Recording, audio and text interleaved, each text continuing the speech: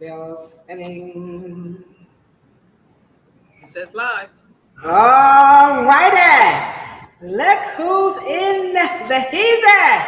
It's me. It's showtime. Guess who's Bazak? Y'all know who it is. It's the hip hop queen herself, live and direct. But this time, I'm not coming from the boogie down Bronx, nor the Queens, nor Brooklyn's in the house. No, I'm coming all the way from Cleveland, Ohio, just back from LL's Rock the Bells festival is what that was. And Okay. let me just say this, because I know a lot of people are like, mm, nah.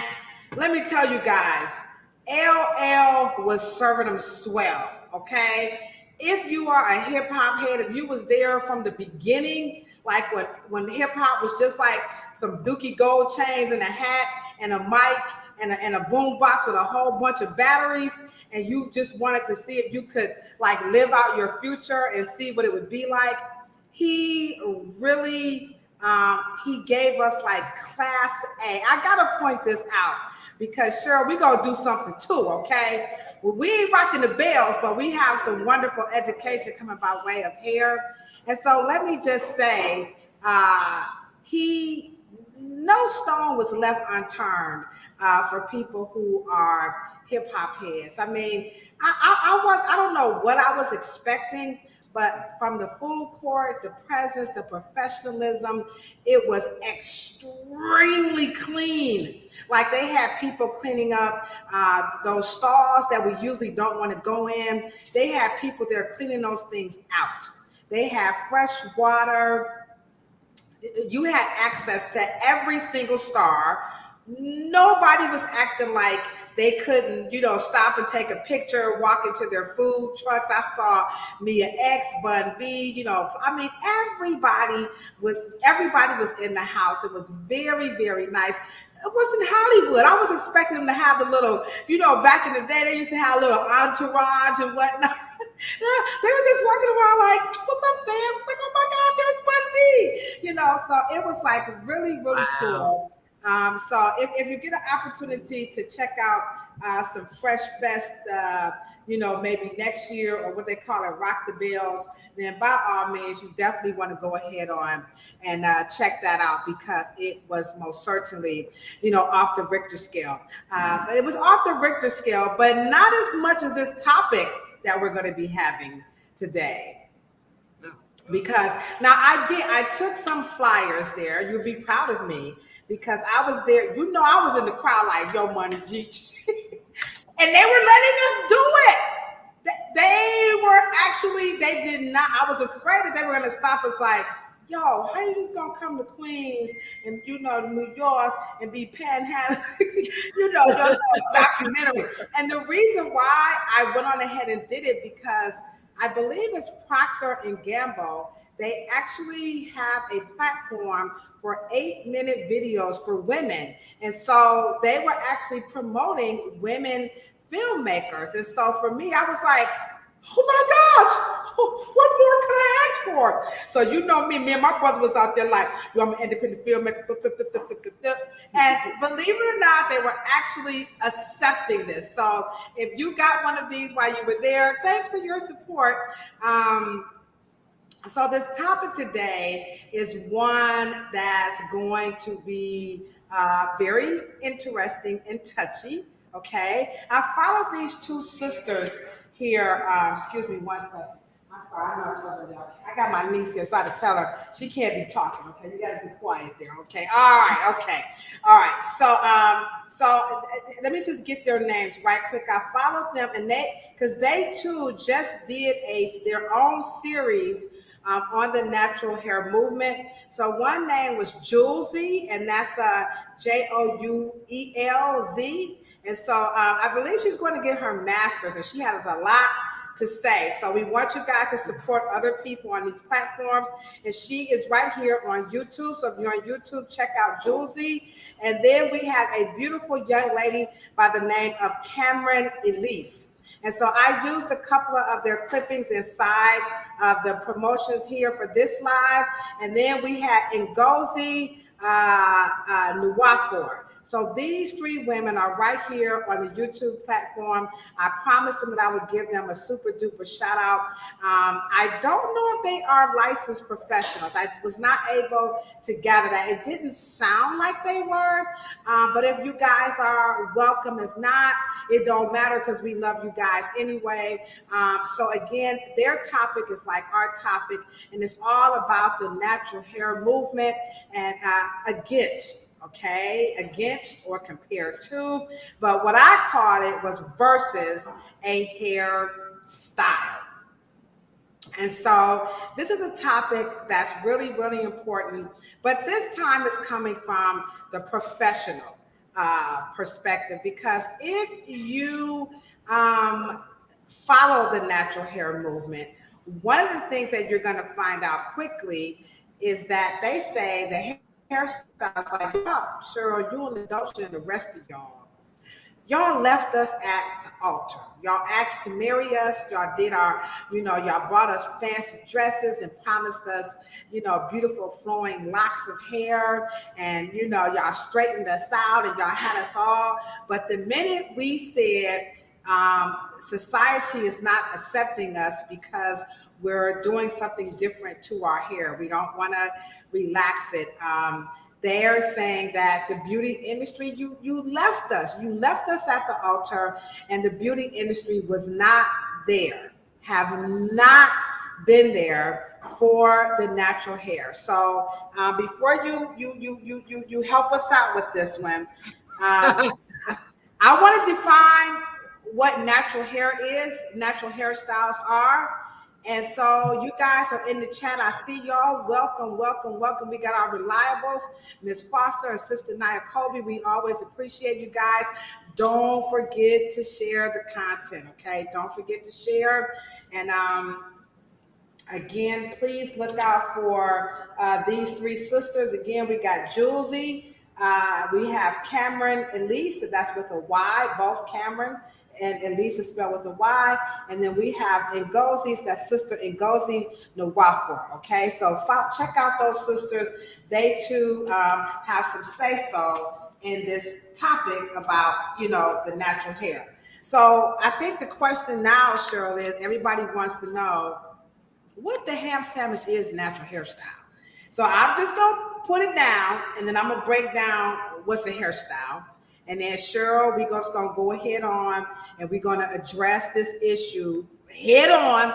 You know how me and Cheryl, we just go at it. They say the beauty industry, y'all played us. Y'all all of a sudden, now y'all going to tell us coconut oil is bad. Now y'all telling us too much castor oil and what's that other one? The Morocco oil. Now y'all telling us it's bad. Where were you guys when we really needed you? So here's what they're defining natural hairstyles are. These are going to be your braids. These are going to be your locks. These are going to be your just wash and go and just wear your hair as it is, okay? These are going to be sets where you set the hair like on rods or flexi rods, some type of a, tool to curl it or, put some type of crimp in it. And then last but not least, you have the Afro. So those are defined as natural hairstyles. And then the regular hairstyles would be like what I got here. Silk press can fall under a natural hairstyle a little, but this whole relaxed hair, color treated hair, flips and, tapers and spikes, those hairstyles. So that's the difference. So Cheryl, let's hop into it with the number one question is texturism is what they're accusing us of. That if you didn't have this hair like Ladosha, then we ain't gonna do your hair. And so now There's the natural hair movement. So there you guys have it. We're gonna hop right on into it, and Cheryl's gonna go ahead on that. Check the scoreboard. Check the scoreboard. Okay. Can everyone hear me? You can hear me, right? Yeah. Okay. Well, because I deal with different areas, I'm not really in the salon, and I'm not really into, and I understand it all, but let me ask you a question. What does the silk out, what does that fall under? The silk out falls under altered. It's not natural. This is not how my hair is naturally. So this is not a natural hairstyle. Okay. So I'm going over into you look white. You're trying to be white, or you're not embracing. You're trying to conform. I wish Dean, the filmmaker, was in the chat because he has such beautiful language that he uses for people like me. But so my hairstyle does not fall under a natural hairstyle. Your hair looks like it's falling under the natural because you got some texture in there, and you ain't got no flat iron to it. So, but I wear my hair flat ironed most of the time. Okay. Okay, so let me just say this, and this is one of the reasons why I believe cosmetology and cosmetologists. It is time for cosmetologists to step in and to redefine this so we can all get on the same page with what is a natural hairstyle and what is a traditional cosmetological hairstyle or a cosmetic hairstyle. We do agree that the ones that are having a problem, or maybe some contrast in what generation actually proposed this question, because of course, never in the generations that I have been a part of or before, the Y2K natural hair movement, we've never had a natural hair movement. We had a Afro curly hair movement, but we've never had a natural hair care. It is actually, in my opinion, a horrible title for any movement because it doesn't give you any Black separateness, not politically, not racist, not in terms of racism, it doesn't give you everyone has natural hair on the planet. So to be able to peel yourself out, why don't you just say it is chemical free? Why don't you just say chemical free? Because then at that point, you will encompass everything else that you would do to your hair, regardless if it's a washout, because a washout is like a silk press. It is not natural to the native birth texture. You are manipulating it to look a certain way that is not what it happens when water hits your hair. So if you have to manipulate it to look a certain way, put 5 or 10 different products in it, do all these things to your curl pattern, then it's not natural to it. So my point is, and let's just say this, we have allowed natural hair to redefine the word frizz. Anything is frizzy unless it's bone straight. Anything would be frizzy if it's not bone straight. But is frizz actually frizz, or is just frizz a hair strand that curls?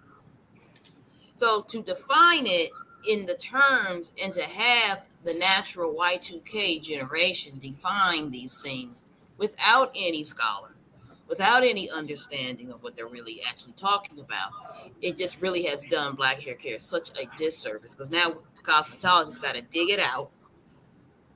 Real scientists got to dig it out and get it from all of these low-level colloquialisms that really don't apply.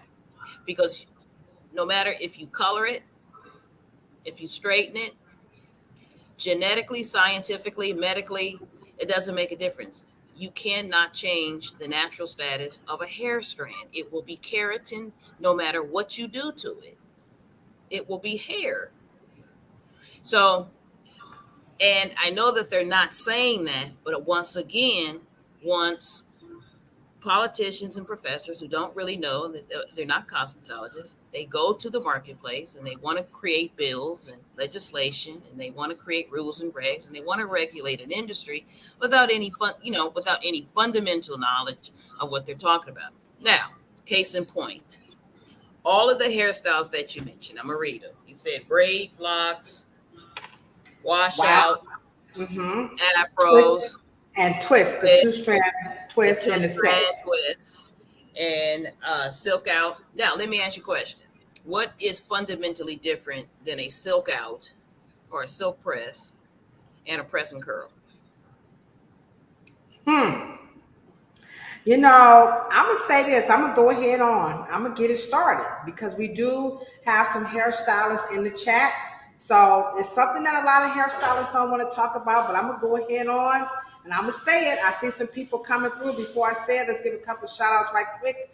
I see you, Miss Gail. Welcome, welcome, welcome. Ebony, I see you. I also see you, Jamelia. Welcome to our live. We appreciate your support. So I'm gonna go ahead on and I'm just gonna, be point blank. Okay. It's really terminology because people will come in and they will, they say, I want a silk press. They don't want a flat iron. They don't want a straightening comb. But I always tell them the straightening comb, you straighten hair with the back of the comb. So it's really, now it's just the apparatus because I could press my hair with a straightening comb and I would get the same look and still have to take an arm to like bend it. So to me, the difference is the language and the tool. That's how I see it. I know we have to sell it. So I don't want to be a buzzkill to the reality that we need to sell you guys something. But it's getting a little bit convoluted. So I hope I answered your question. That to me is the same. It's just a matter of which tool you're going to use. But the hair strand.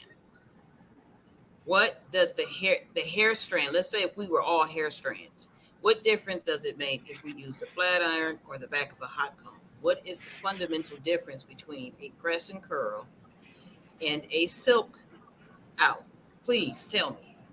I honestly, I can't think of any. If anybody in the chat, okay, they're saying the difference. They're still saying that it's going to be the tool, is what they're saying. That's the difference. Thank you so much for that feedback. So yes. So if I press and curl my hair, why would my hair not be natural?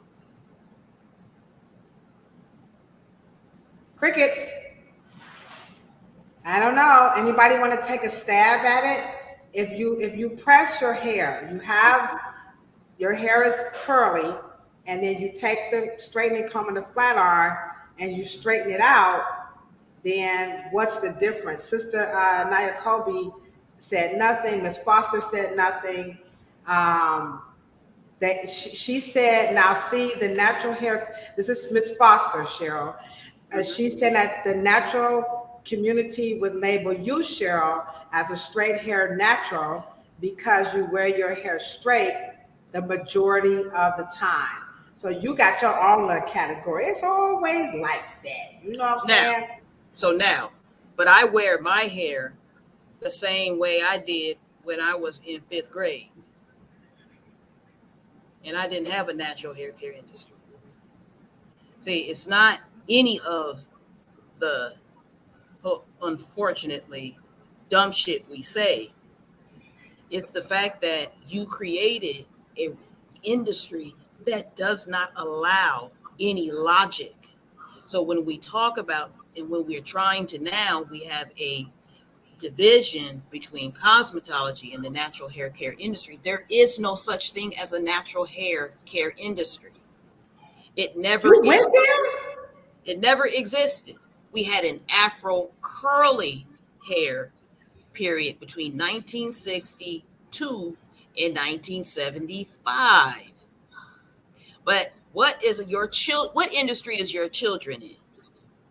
What industry is your grandchildren in?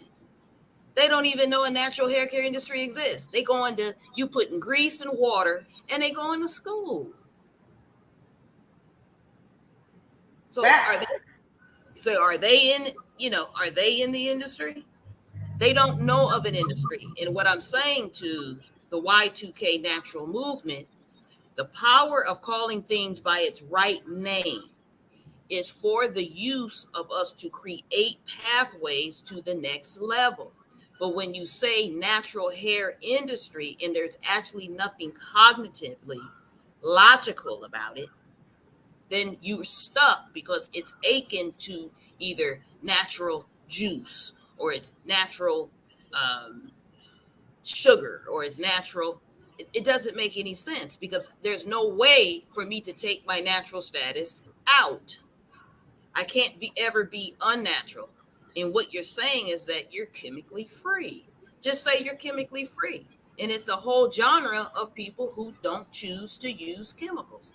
I am not a vegetarian because there is a natural food industry. I just don't eat meat. And that is why cosmetologists have to start redefining things based on cosmetic logic, on what is really happening in the laboratories and what is actually happening in the salon floor, not from a racist political paradigm that connects us to what?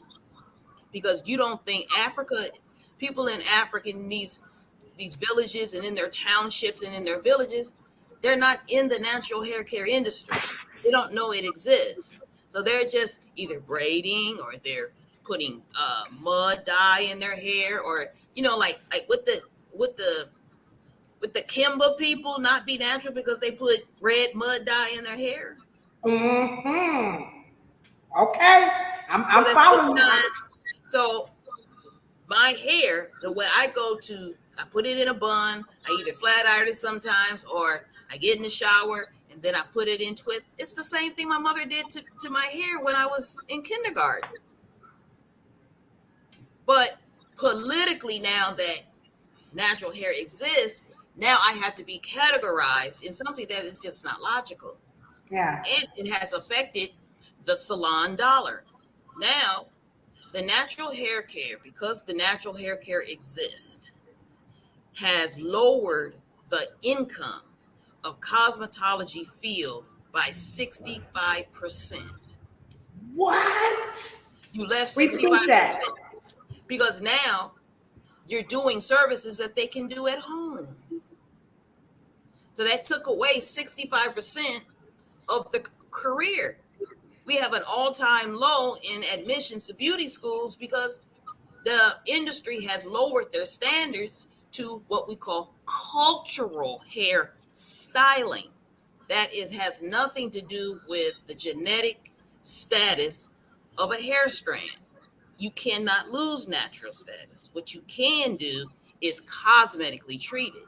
And if you don't want to cosmetically treat it with chemicals, then say that, because you're cosmetically treating it with gel. You're cosmetically treating it with oil. You're cosmetically treating it with heat. Heat is the most natural element. It's alchemical process on earth. But straightening is akin to a political racist paradigm.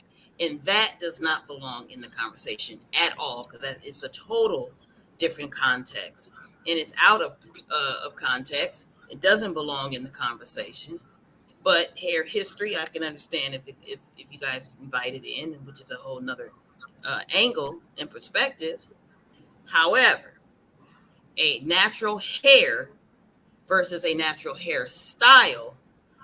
Natural hairstyle is a cultural hair method.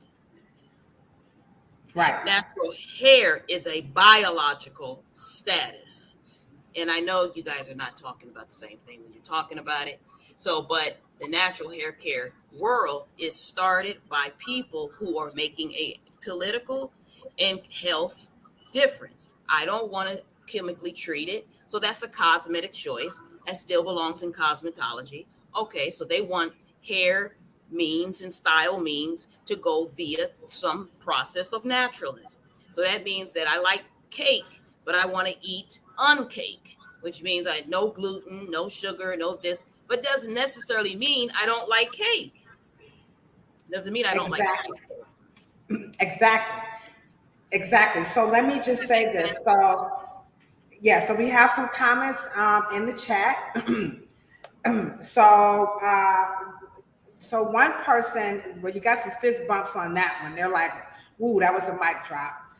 So we have Miss Christina Johnson. Thank you so much, Christina. We appreciate you. So she's saying, you know what? It's all natural hair. She said it's all about the products to her, and she wants to know, is that depending on your preference? Um, if you know what you do to your hair, is somehow are you making any process of this like the difference, because she says it's all the same, but somehow when you start playing around with these words, it's getting people very confused. Mhm. Well, the confusion is not in cosmetology. When you mix food science and cosmetic science, they're not the same thing. So when I say a preservative and parabens and all of that, you didn't know that you just ate them. But the natural hair care world told you that they were bad. So the natural hair care world is mixing food science with cosmetic science.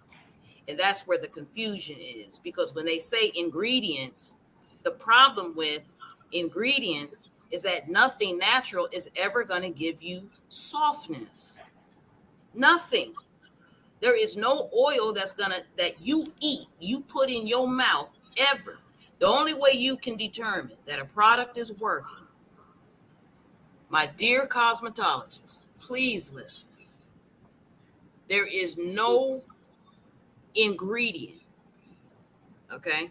The only way that you can determine that hair is conditioned, hair is, or the product has worked, is either it's moist, wet, and soft. That's the only determination that you're going to say, oh my God, it made my hair so soft. Oh my God, it made my hair so detangled.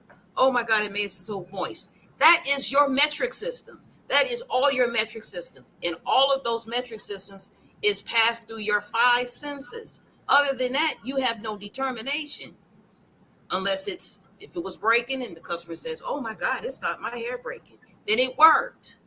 Okay. But the ingredients in product that in natural hair world, if it's natural, then what is going to make it better? There's no ingredient that creates what? An anabolic process. Oil is just cannot do it. And I'm just saying, if we could understand, because cosmetologists, we have to change the infrastructure and we have to lead in this. We're not saying do not use oil, but when you guys were little boys and little girls, there was only two things that your mother put you on that school bus with: water, grease, and some lotion. That's it. That's it. You weren't going to That's the it. salon.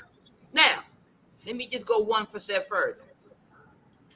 When natural hair care people sit in your chair and you give them the baddest silk out, silk press and curl, boy, they be flinging it back and forth. And they come back and they say to you, my hair won't return back curly. What? I thought, wait a minute, what? And then guess what you just said? You just said there's not a natural way to relax hair. Sometimes you can shut them cuticles so shut, not even water will revert that hair back. So you can't say that there's not a natural relaxer. That's not true. Not So, true. right? So my whole point is that we have to really start talking about things We have to, that, yeah. Now, right. Christina really appreciates that. She said, thank you very much, because this whole shopping. So now, and again, you guys are always bringing uh, the good questions. And this is what this podcast is all about. The dumbest shit that people say about black hair. This is some dumb shit. This whole natural hair movement, it's not coming out of the cosmetology community.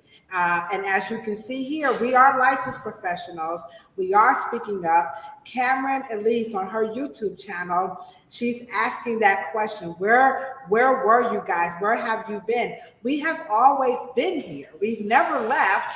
However, I'll be the first to admit, and Christina, this one is especially for you, because you really was looking for that decipherment. And then Miss Sister Nia Colby, we're going to address yours next. We have always been here, but you know what?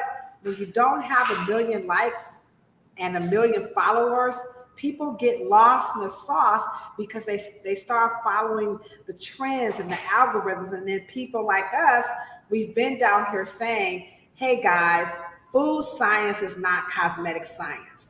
And so that's going to lead us into, Cheryl, the next question. I just wanted to reiterate that it doesn't, it's not the same, guys. And the cosmetology industry has never supported that. But Sister Nyakobi is asking, she's stating rather, it's just pure confusion out here in the hair care aisles. So can you speak to that? What about going down the hair care aisles? And I just brought some products up. You got, sorry, you can't see it. You got Cream of Nature. You got Can2. You got the edges. So now they're moving over to the edges. And Julesy talks about that. And then you have these celebrity, what do you call these trendy people? Influencers. So you have influencers. This one is made by Tabitha. Everybody loved Tabitha. She's made some hair care products. I get more of these brought in. People are wanting their money back. They're saying, this stuff is down the hair aisles. What are we supposed to do with all of these products that was made for us? And then Nia Colby says, we go down the hair aisle and we're confused. Cheryl, help us down these natural hair care aisles. And I'm sure Christina would appreciate an answer to that as well. My suggestion, okay, because one of the things that even when my father, was alive, and we dealt with it in terms of how many years he spent in terms of research. The natural hair care aisle, first of all, is what you call a maintenance aisle. Okay. Maintenance aisle is not a cure aisle. It's not a healing aisle. It's not a satisfaction aisle. It is a maintenance aisle. It maintains you at the level of where you are. If you have a problem, it's going to maintain your problem. Why? Because those products do not have anything. Now, let's just say this. The only commercial product that really addresses a problem on the over-the-counter in the history of beauty has been one demographic. One in the history of it. And it's for white people. Okay? And we bought it too. Okay? It's called Head and Shoulders, which means that it's dandruff shampoo. And it really didn't work, but it worked for a considerable amount of time. My point in bringing that up is because you don't go to the aisle and go to the dry section, do you? You got dry hair, let me go over here to the dry section. And then you have oily hair, and then you go to the oily department. or you got, hard to clean hair, so you go to it's not, the cosmetic aisle is not designed that way. It is designed for people to sell you anything. And that's the whole nature of retail, to satisfy you for 5 minutes and to keep you insatiable. That's not a place to solve your problems or to educate you or to now. During when we were kids, okay, it was a little lot more simpler.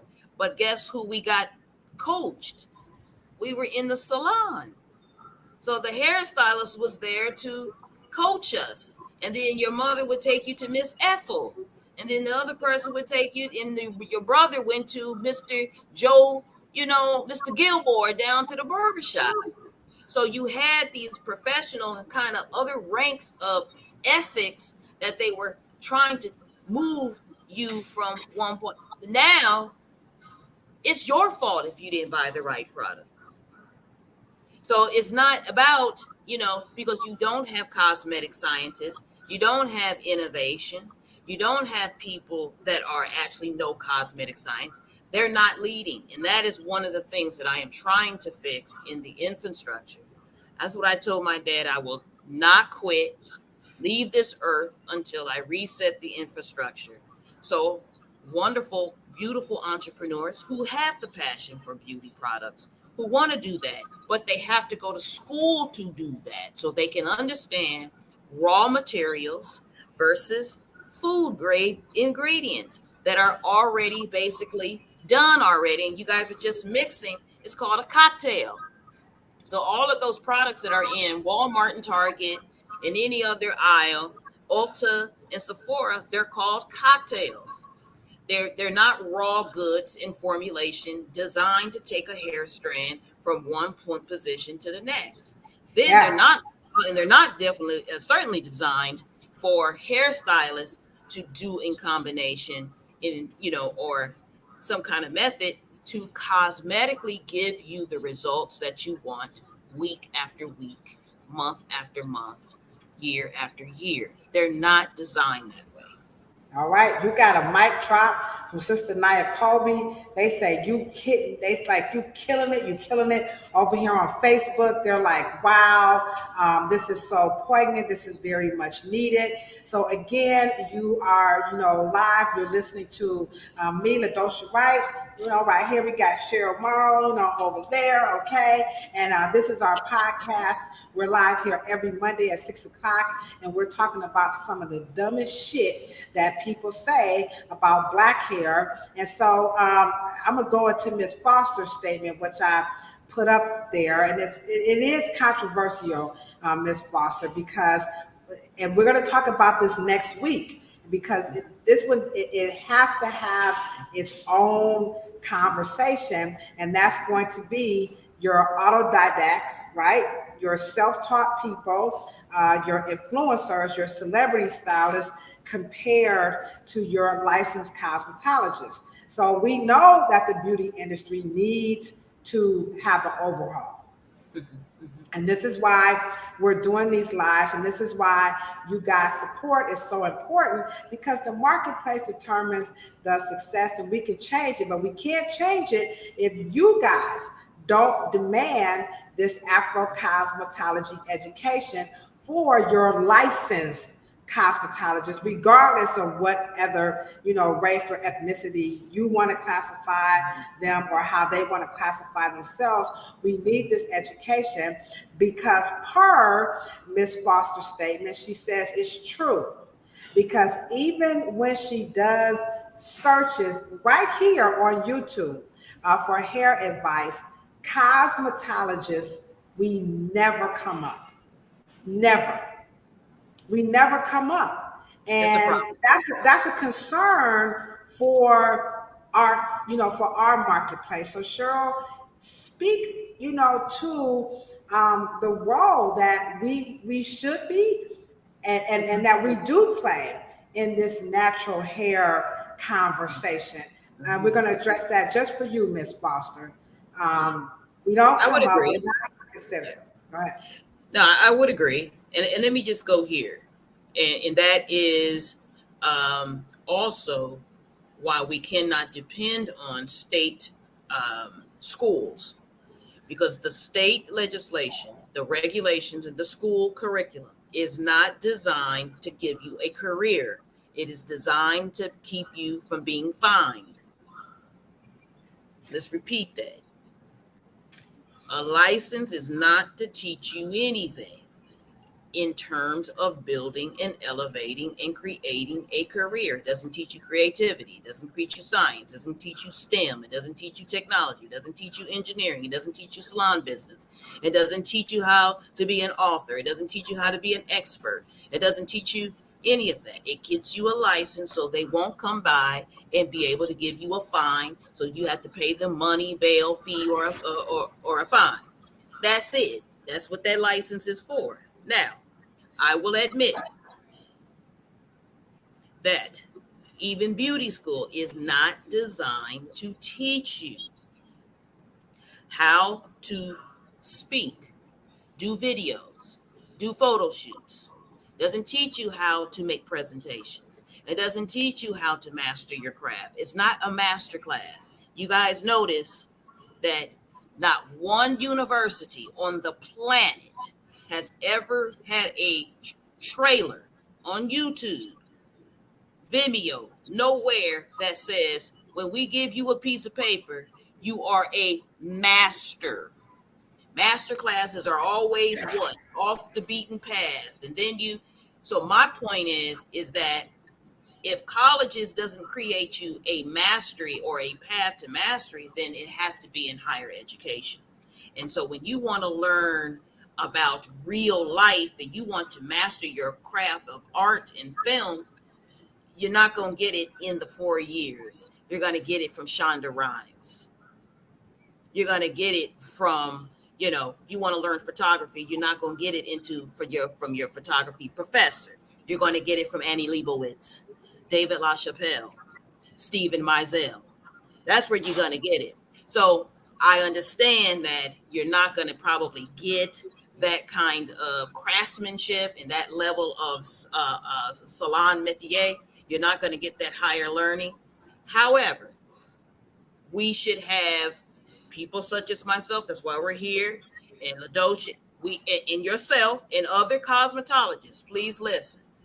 That is why we have to start going to our local schools and in our areas and say, how can we partner so we can give you guys the rest of the polishing skill sets that can allow you to have consummate careers, six figures, six figure careers, and be able to close this gap like for those three young girls, so we can start making and taking beautiful young generations who do have the passion, Right. and give them the tools so that they can become the next Eunice Johnson, the next Sarah Spencer Washington, Madam C.J. Walker, Annie Malone, Dr. Katie Wickham, M.S. Gold Young, Olive Benson, Gene Atkinson, so they can be the next Willie Dr. Morrow. Willie Morrow. Dr. Willie I mean, Morrow. yeah, and it's just not enough to graduate, and because the learning curve is too long. How many times have you heard a hairstylist say, I've been doing hair for 20 years, and they're still working? And my philosophy is this. I've never seen a rich cotton picker. Never. And so the upper echelon skills to get that millionaire status is not in the physical doing of styling hair. It is in the higher arts of writing and expertise and videos, and it's all of the other things. So I completely agree. Right. And so let me just say there's a couple of shout outs before I go on to the next comments that we're going to give. We got some folks from out of town. We got Chi-Town representing. What's up, my little sweetheart, Chrissy, my sixth grade sweetheart, my BFF. We also have Atlanta. Atlanta always come through for us, Cheryl. We got Atlanta in the house. That's my sister Janice. I like when the brothers come through. I see you, Mr. Couch and Devon. And then we also have Miss Hill. Welcome, welcome, welcome. And Sister Nia Colby, I appreciate you for saying that I helped kind of liberate her a lot from some of the confusion that she had on my channel. And that's why I wrote my book. It's titled, What They Don't Tell You at the Hair Salon. And on the ticker, and every time we go live, I always put Cheryl and I, our books available, because it speaks to what Julesy. And please follow Julesy right here on this YouTube platform, because this sister ain't no joke. And that's Julezzy, Julesy. And so, to your point, Cheryl, here's what she had to say, because they came after her. She talked about Cantu. Mm-hmm. She talked about Main Choice. Mm-hmm. She talked about what's the other one? Carol's daughter, Talia Wajid. She talked about these companies who wanted to use her voice, where she was confronting these other companies like your Shea Moisture. You had these group of companies who were made by everyday people. They were bought out, but then they were using the outspoken people like a Cheryl, Ladosha, and the Julesy to kind of like hide behind. They kind of like hood was like, Julesy, can you tell them? And so she confronted them, and it turned her career, upside down, as a regular person. And so the companies are kind of using the black faces to get into the black pockets. And I know, Ms. Foster, Naya Kobe, that's not exactly what you guys are saying, but you're kind of going over into that a little bit. So Cheryl, can you speak to the companies who hide behind their whiteness, and they run to the outspoken black people like you, myself, and Sister Julesy, and say, can you speak out against the companies who ain't down for the black people, but they won't come out themselves? And Sister Nadia, I see you in the chat. Ms. Howard, I see you in the chat. So talk to that a little bit about companies that hide behind their whiteness, and they want to use us to, y'all tell them, even though there's stuff, because now they're saying Cantu is bad, which we have been talking about. I don't like to put down hair care companies, because they formulate, for a reason, but they don't always partner with licensed professionals. So that's a whole, and we'll talk about that because we got a little bit more time. But for right now, before we go into that, talk about companies that hide behind the real issues, and they want to call you and me up, and Sister Julesy, and say, can y'all tell them? Talk about that. Well, I mean, that's nothing new. I mean, it was back in the day as well. Oh, really? Now you have to remember African Pride. Sister Howard, y'all said it at the same time. You see that, Miss Howard? Yeah. Synergy. As soon as you said African Pride, it popped up. Go for it. Now, African Pride was created by a white boy that was in, I think, one of them companies. Could have been Revlon. It could have been one of those, Procter & Gamble. Could have been one of those. And he creates African Pride. That's when Africa, they put every kente design on a product label they could. Okay, and this is the early 90s, right?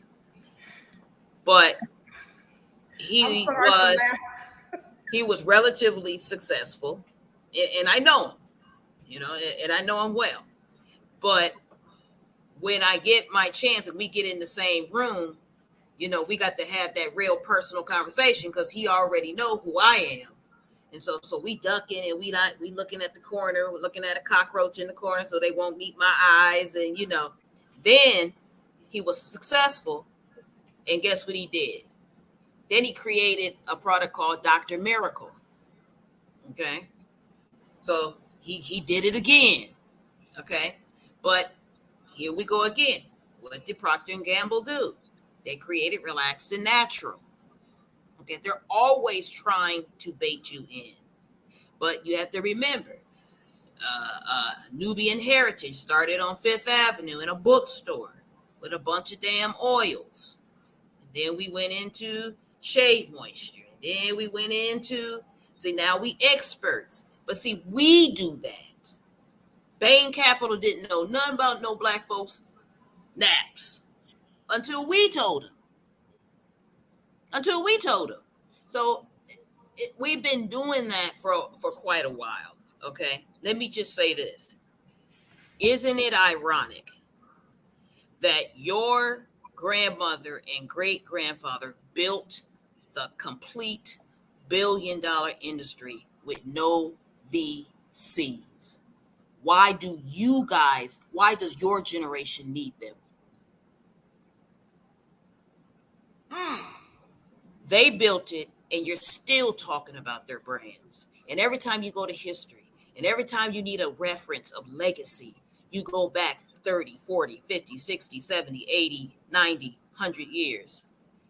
But anybody back there can't go and move forward because now Black Hair Care is Target incubator, this accelerator, this and that. Every time you guys want to do something, you got to have venture capitalists.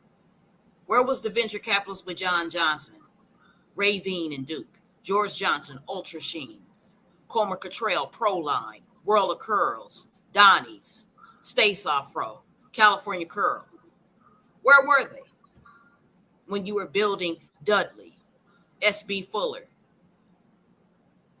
I mean, National Beauty Cultures League, 1919, started an organization. They didn't need all that sponsoring. There is something fundamentally different, and that is what we have to talk about. I mean, it just doesn't make any sense now, because when you go to their incubator, they're going to pipeline you into a different industrial complex, and it ain't going to be. See, the problem is that you guys got to understand. There's a difference between Black owned and Black controlled. See, Black owned don't mean nothing. Because if it's being aggregated and controlled through Target, through Walmart, Sephora, and Ulta, what difference does it make? Because you just got on the Koreans' ass about it. Now you're going to give it away to the incubator? Right. So what master do you want? You want the Korean, or you want the white OTC?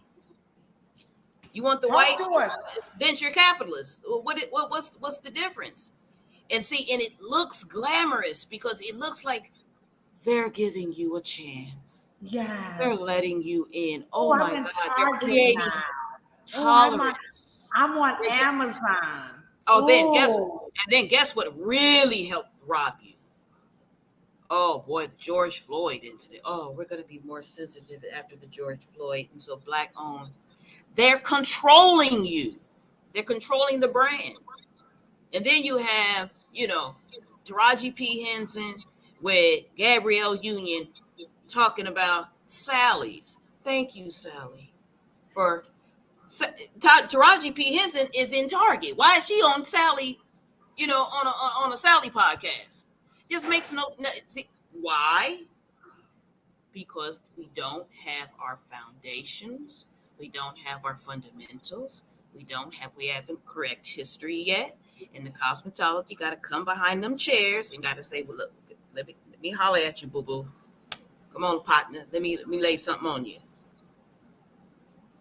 Let's get this straight. Because at the end of the day, Black folks built Sally. 1989, Sally, Mike Ronzulli out of Dallas, Texas, came to Mr. Morrow and said, please, the Koreans kicking our asses. Can you give us a Black hair care line to get Black people to Sally? But Sally wanted Black dollars, but they never bought Black real estate in Black communities. They wanted you to bring your Black dollars to the suburbs. Then my dad created the Willie Morrow signature line for Sally Beauty. We took Sally Beauty from competing with the Koreans to a multi-billion-dollar status because he created the Willie Morrow signature line, created the shock treatment, took the curl out, allowed you to wear relaxed hair now, and he had everything, and there was only exclusively at Sally. But then we thanking Sally thank you, Sally, for letting us, and didn't know Taraji and Gabrielle didn't even know that you built Sally. Y'all see that? And that's just, it's unfortunate. Let me stand up. I got my t-shirt on so they can see, Cheryl. Help change the narrative, guys. We got to do this. We have to help change the narrative because it's just crazy stuff, cockamamie stuff going on out here. So we have welcome Southern Girls. I see you in the chat. I appreciate you. She is saying, preach, my sister, preach. Historically, there, let me just drop that in here so you guys can see what she had to say, because some people on Facebook may not see it. She says, preach, my sister. Historically, there was no interest in Black hair care until Black dollars made profit. Now they care about kinky coils. She says, not. She's not having it. And we can do this, guys. If you guys, you know what, help change the narrative, share the podcast, invite people out, to join into this, because this right here, what I like to say about what Cheryl and I are doing, this is not necessarily a movement here. We're not doing this. This is an actual position that we are taking in our industry to let everybody know that the beauty industry is here. But like she said, the license is a legality. That's one stop. And a lot of the concerns and complaints that you guys are having is because we are being forthright and letting you know that that cosmetology license, it was never meant to be enough, but it was to make it legal, because it's all about public safety and sanitation. Doing your hair, at home is totally different from doing your hair in the hair salon. So that part we definitely can, respect, and we need government involvement in that, because if not, people will take it and just go crazy. So we definitely need the education of cosmetology. But remember, that's your first tier. You have to go to the next level. So this takes us to Sister Jules's comment. This is another one. Please, you guys got to go listen to what this sister is saying, because she's taking no prisoners. She's taking no shorts when she states that, now we talked about the protection, right? She says, what about the hairstylist, and I mean, not the hairstylist, but those natural hair care companies, right? So you have your main choice, your what's the other one? Carol's daughter, Shea Moisture. You had a lot of these companies that were privately owned, right? And so these Black owners, they sold, right? And what happened is now they are selling master's classes. You see this now. They're selling their master's classes, and now they are what we call motivational speakers. So they've come in and they've taken all of our dollars, and we've bought stuff, all right? And now they're saying, oh, thank you guys for making us millionaires. Now we want to sell you salon owners. We want to sell you how to do it. All right. If you're a hairstylist and you want to be like me, you got to pay for my master's classes, right? Even though our products are over the counter, I won't buy them. By the way, I refuse to buy them because they've not vested in the beauty. They've taken away from our business. So I don't support them in any capacity. None. I don't do it. I don't do over the counter. And then number two, now they have become motivational speakers. They're out here on the speaking circuit, and they're making oodles of dollars. And now we professionals have to pay for their expertise. So speak to that as we wrap this up. And again, we're talking about, yeah. So what's up, Sophia? I see you in the chat. And then also Ebony. Oh yeah, everybody's coming through. They're like, whoa, that's a good one. So can you address that, how we sell out? And then now we're going to tell the licensed professionals, we're going to request that they pay us for our expertise, because now we've sold, and then now we're on the speaking circuit, and we want the public to pay to hear us speak about how we're millionaires now. Well, if you really pay attention to it, because historically, and I think you've heard me say it before, black hair care is a very, very delicate, profitable, if you do it right, but very profitable industry. Meaning, two things that make black hair care different than the natural hair care industry, and it also makes it different from makeup, is that one, it eventually has to work, or you're going down. That's number one. Number two, black folks is still wired through the salon. See, black hair care is wired through the salon because the science came through there, and the manufacturing and the whole process went, and the distribution chain went through the salon. Now the life coach and all of the business coach and the master classes, see, that's a trick. They know that they can no longer sustain the market share over the counter because it's saturated. So now they're going to bait and switch and go through the salon, but they're going to go through it not with product, but now they're going to teach you how to be richer. You're doing something wrong. We're going to come in and we're going to show you how to do something now. But with what? You don't have an exclusivity on the product. The product is in the consumer body. It's over the counter. That's the oldest bait and switch trick in the book. That is what companies do. They're going to give you an exclusive, and then they go what? Design Essentials did it. Nazani did it. The Broners did it. Everybody says, oh, because you cannot make a salon person rich unless they have an exclusive pathway to doing something exclusive, that the person comes to them exclusively, or the salon has to be something exclusive that you can't that you don't have to compete on the consumer market.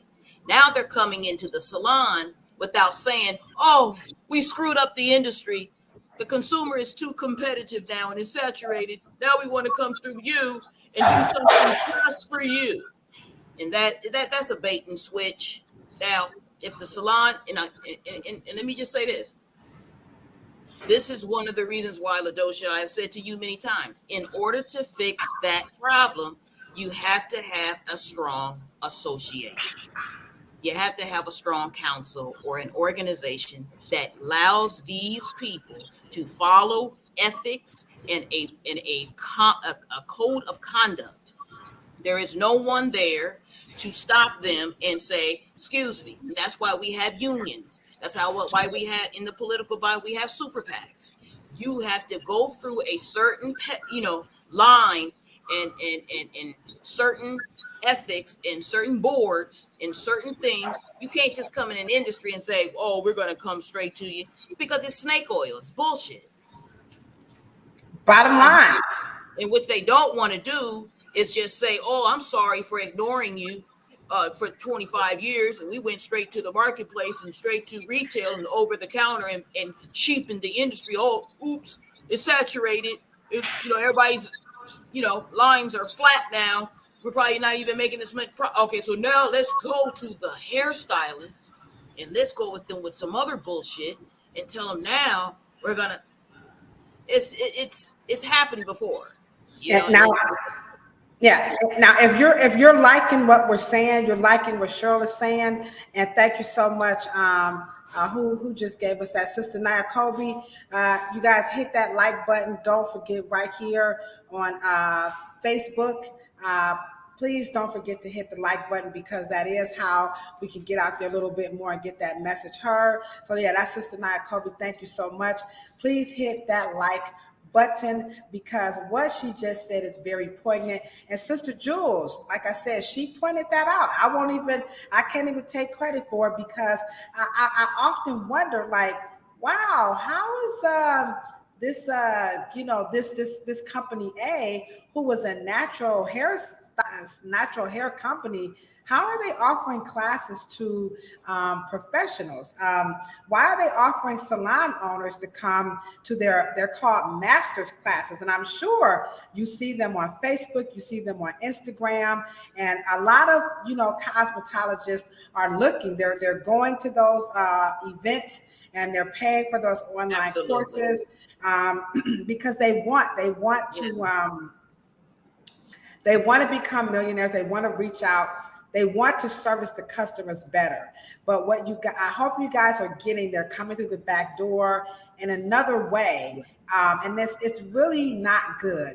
And of course, we're not merely implying that Cheryl and I are the only licensed professionals who are out here speaking out against this, but we're going to be the bold ones to make this documentary. The narrative is a documentary. Our tagline is "Let the truth be told about Afro hair." The miseducation, the misrepresentation of Afro hair is on the encroachment. We've got these outsiders and we have these professionals here who can do something, but we have to be honest. Like she said, that first level of getting that license is not enough. We have to do more. Her dad, Dr. Willie Morrow, the legend, he left a legacy.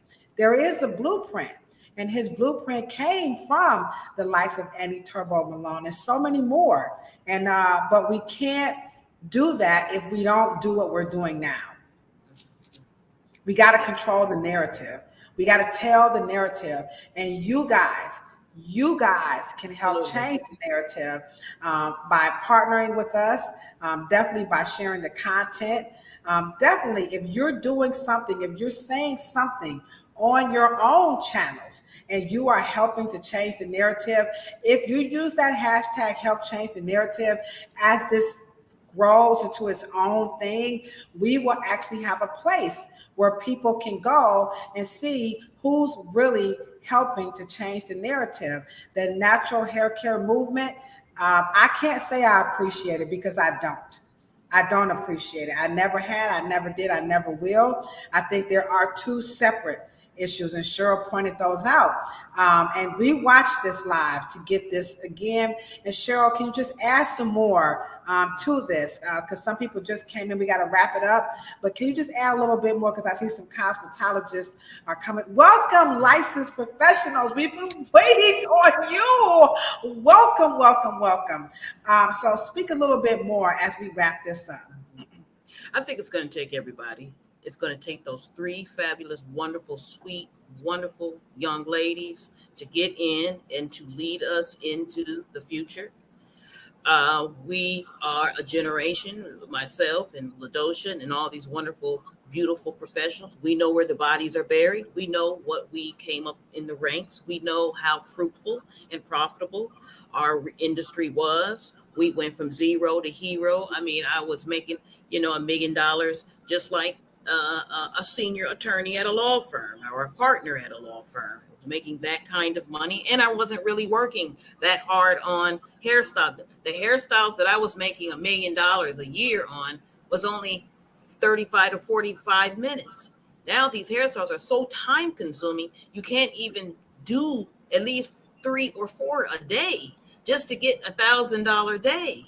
And so the key is that my efforts is to reconstruct the infrastructure, get really good sound representation so we can have a strong organization that goes to the political and to legislate on our behalf. And then we have great counsel that protects our trade and represents us in the markets. So to prevent the things that the young lady said.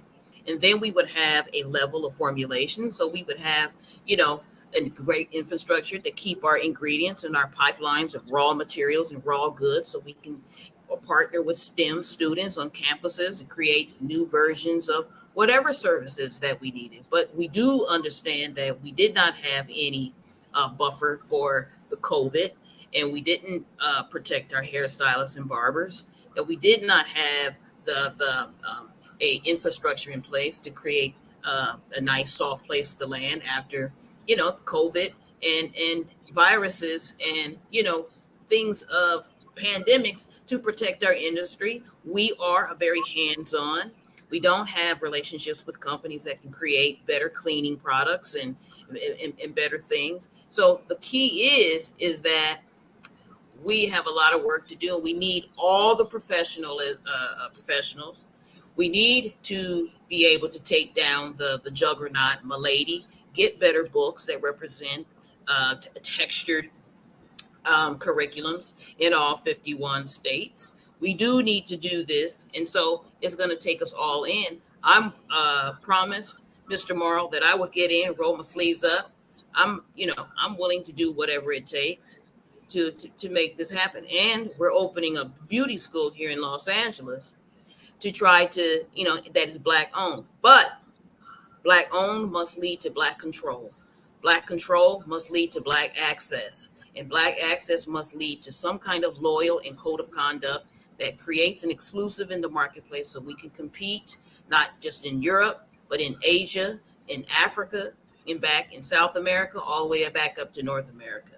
So there you have it. We are here. We're not. I don't want to call us like the people who ruffle the feathers, because that ain't what we doing, y'all. We not really ruffling no feathers. Somebody put it in the chat. What's up, Miss Howard? I see you. I see you. We got my homegirl, my Canadian babe is in the house. My favorite customer of all times, Miss Niles. I see you in the chat. And I believe it was Sister Nia Kobe, or was it Miss Howard? This is what we're doing. If one of you guys said it first, this is what we're doing. We're keeping it 100. absolutely. That's what we're doing. This is not something that we have not known about, but just finding the right way to get this out. This media thing is huge. It's big, and we can't pass out enough flyers. We have to do the documentary because we have to have something on these platforms that we can go back to, so that if you're agitated, irritated, motivated, whatever, that you will unite with us. We want some opposition. We need the friction to say, no, Cheryl, that part is missing. Well, we're going to say, come in, my sister, my licensed professional, and help us get this right. Because it's fleeting, it's leaving. As a matter of fact, it's left the building.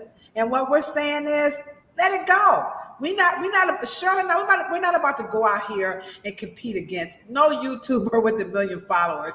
It's futile. We can't compete against Shea Moisture. It's futile. It's never going to happen. That's not our goal. Our goal is to help change the narrative, and we can't do it without, like she said, all of those infrastructures that needs to be in place. And trust me, this is a process.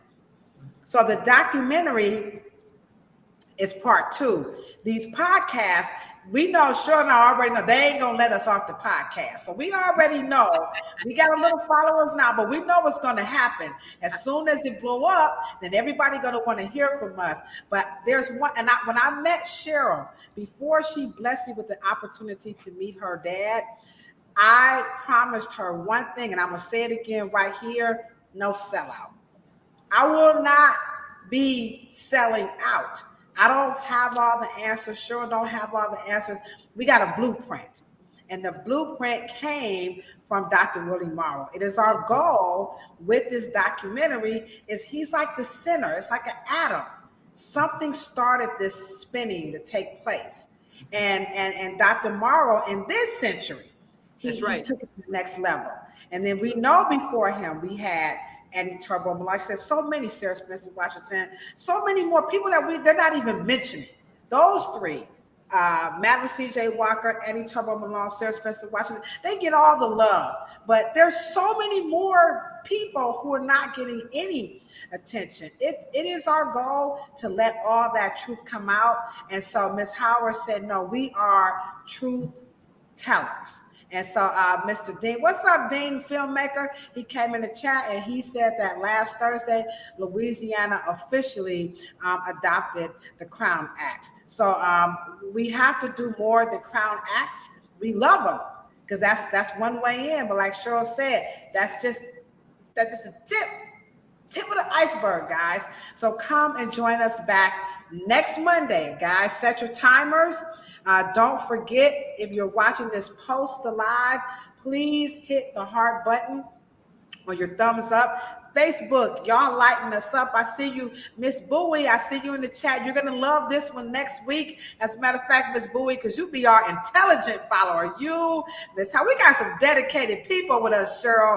They rocks with us no matter what. We talking about Miss Foster, Sister Dia Colby, Dean the filmmaker, which is here. He's at the DNR Multimedia talent maker. We got my homegirl Judy Niles. Canada's always in the house. Atlanta is always in the house. Southern girls, please come back. We need to have some new people here on the platform. Our cosmetologist, Ebnet, we see you. You are the future. So all you licensed cosmetologists who joined us, come back and join us next Monday, because it's going to get real. It's going to get tight. You're going to have to strap in and hold on for the ride, because with Cheryl, we're going to talk about people who self-taught. I don't need your license, Cheryl. I don't need your education. This is in my DNA. I'm a hair guru. I'm a hair shaman. I taught myself this compared to you, Ladosha, who went to cosmetology school. Cheryl already said that Milady's was the juggernaut. So I don't know why you're listening to Ladosha, and she's got that white man's degree. She got that white man's piece of paper. Talk about she got her little degree. Them don't mean nothing. Cheryl, I want you to talk about it. What is it? Self-taught? Should we go with people who know they was birthed? That's why they was put on this earth to do this. They don't need the white man's nothing. And then their stuff. So join us next week. It's going to get a little heated. And we're going to invite them all. Bring your notepads. Bring your notepads, because if you're self-taught, we're gonna get into some answers. So y'all gonna be typing next week. We're gonna really get down to it. All right. And my last thing I did want to say, the big companies are big, but so was Goliath. And Goliath had an Achilles heel, and we are it. So that's it. I ain't said. They said they can't wait. I ain't saying nothing after that. That's it, guys. You know what I say. Thank you, Southern girls. Please come back and join us. I appreciate you. It's nice to see some new faces in here. So again, what we say when we're always signing out, right? We always talking about a whole lot of love, no matter what. Most definitely be talking about a whole lot of peace, no matter what. And for sure, we got to be talking about a whole lot of hair. But check this out now. If you ain't got no hair, don't want no hair, can't stand hair, hell, you can't grow it. As a matter of fact, you plan on cutting that shit off anyway because you got some bald spots, you like bald heads. You know what we say? Don't even worry about it, because bald head, bald patches, those are beautiful too. Our goal is to really confront the dumbest shit that people say about black hair. We'll see you back next Monday at 6 o'clock. It's going down. Thank you, Cheryl. This was good. Thank you, guys.